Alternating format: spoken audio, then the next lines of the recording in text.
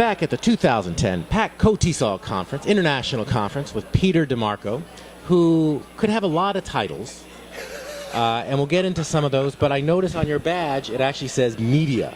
So what are you doing at the conference? I'm here at the conference. I'm writing a story for Korea Times newspaper about the conference, post-conference, what went on here, what the speakers talked about, that type of thing. So trying to promote KOTESOL more. Is this something you do often, write articles for Korea Times? Actually, this is my first article for Korea Times, but I write and photograph stories for 10 magazine and Seoul magazine, and some in-flight magazine also for Philippine Airlines, and yeah, a few other places. Okay, a real writer, and so you can add another little line to your CV. You mentioned photos also, and I've seen your photos are absolutely awesome. Thank you. Are you doing any photos here?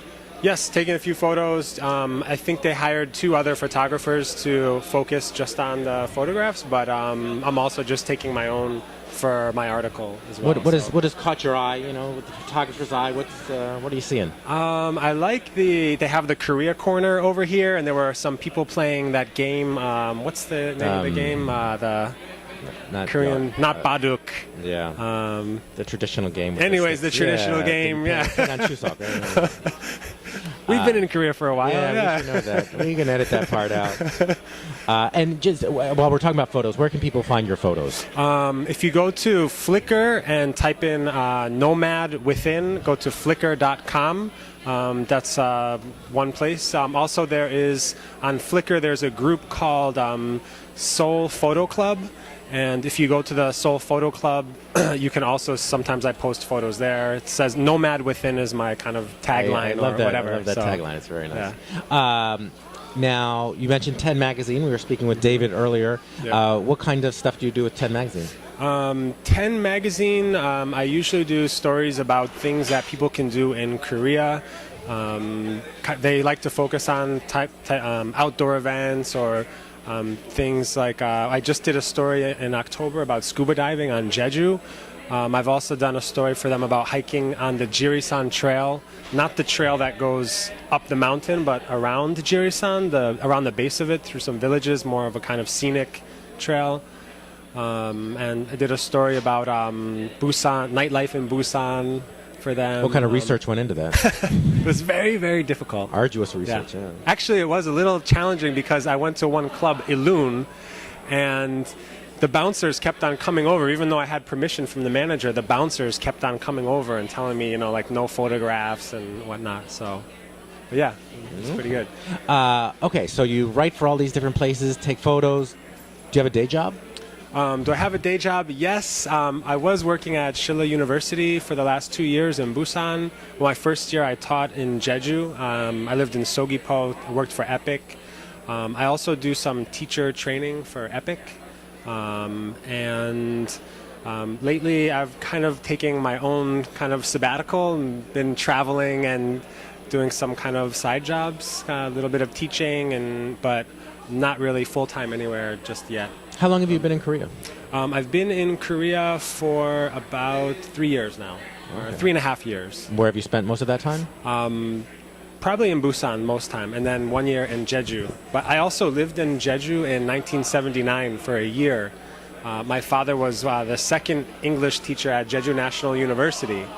And so my father and family came over to Jeju, and we lived on Jeju Island in 1979. How old were you at the time? I was 6 years old. Well, from 5 to 6 years old while I was there. So. Did you retain any knowledge of Korean language from that time? Yes, but unfortunately, they're not the best words that you can say. But I know a few bad words. That's about it. That's great. But yeah, that's all I really remember. They're really accurate. You can say them really well. Yeah, that's why I came back to Korea. I wanted to go back to Jeju Island and see what it was like, and so ended up staying and teaching a year on Jeju. So. We spoke with Sarah earlier about a lot of Epic stuff. How was your Epic training experience? Actually, I never got trained by Epic because I was kind of making a backpacking trip through Asia, and Jeju was my final stop. And when I got there, I decided I wanted to stay, and so I just went to the Department of Education and knocked on the door and said, are you hiring? And I just kind of jumped into it, and so I never got to go to an orientation. But now I've been to maybe about 7 or 8 orientations, so I think I've been to more of them than most people have. So, As a attendee or as a trainer? as a trainer, Okay. yeah, teacher trainer with Epic. What your experience as an Epic teacher? Did you feel prepared? What were your biggest challenges? My biggest challenges were, well, I've taught 3 years in Spain before I came to Korea, so I already I felt somewhat prepared, but I've never taught in a class like a public school with, almost 40 students. So that was probably the biggest surprise, was the classroom management, and having a bunch of 7th graders just kind of running around and just trying to get them motivated. A lot of them, their levels were very low. I was in kind of village school, a farming and fisherman kind of village school, so the levels were much lower and the expectations. So having survived that experience and gone on to become a trainer, what words of wisdom do you have for someone who maybe has just gotten into the classroom and is thinking, oh my gosh, I can't control these kids, I'm not having a great experience? What advice do you have? I would say the first thing is try to find some professional development. KOTESOL is excellent for that.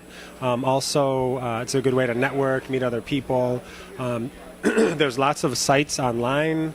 BogglesWorldESL.com is a really good one to help you prepare for your classes.